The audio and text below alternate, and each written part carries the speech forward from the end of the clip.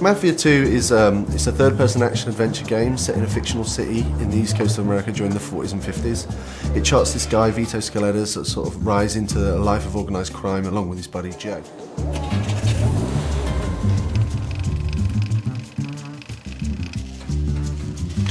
Mais qu'est-ce que vous voulez? On veut savoir pourquoi t'as tué notre pote. Well, like every classic mob story, Mafia 2 is a story about friendship, betrayal. The guys who you think are the bad guys might not really be the bad guys. Your best friend might be the bad guy. The thing that's really important to us is this sort of cinematic storytelling that the guys here at 2K Czech can sort of achieve. Something we're really proud of, something we've invested so much time and effort into making sure it's perfect. A na tom vlastně stavíme. We want to present the whole game in a Hollywood film-like style, and visually it looks amazing, but it's the story that's the most important thing for us. It starts off with, it's just about Vito, and then the first guy you meet is Joe. He's Vito's best friend, and then you'll meet Vito's mother and sister right away. Vito, mon fils. Vito's a nice guy, he has strong morals, he doesn't kill people because he wants to, he kills because he has to. He just wants to get a bit of money, a bit of respect and a bit of power. Vito doesn't aspire to be the Don. Voilà les 300 billets, j'ai pris ma commission cette fois.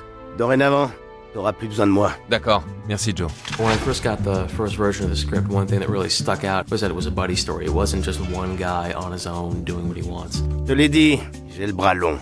Tu recevras les paplards officiels aujourd'hui. Joe's sort of a shoot first, sort of ask questions later sort of guy, you know. Joe is the guy who comes up with the schemes and or tries to come up with the schemes, and Vito kind of makes sure that they both don't get arrested or killed. Joe just makes some pretty dumb decisions through the story, you know, and Vito is just left to sort of like deal with that and sort of get Joe, his best buddy, out of these scrapes. Allez, t'inquiète pas, j'ai tout bien calculé. J'ai des uniformes d'agents du téléphone pour faire croire qu'on répare une panne. Ça m'a l'air un peu trop simple. Our goal was to build the relationship in such a way that it's clear to us, or to the player, that Joe is his best friend. Something like family, if not even more. On va te trouver un boulot qui rapporte sans te bousiller la santé, d'accord? Je dis pas non, ouais.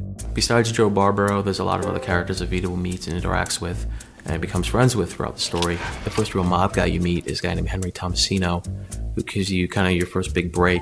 And then this guy named Eddie Scarpa, who's kind of similar to Joe in that he likes the booze, he likes the women. It's an open world city with a very strong linear story travelling through it, which is maybe a little bit of a different structure than we see with other open world games. With our game, the story is incredible, the dialogue is amazing.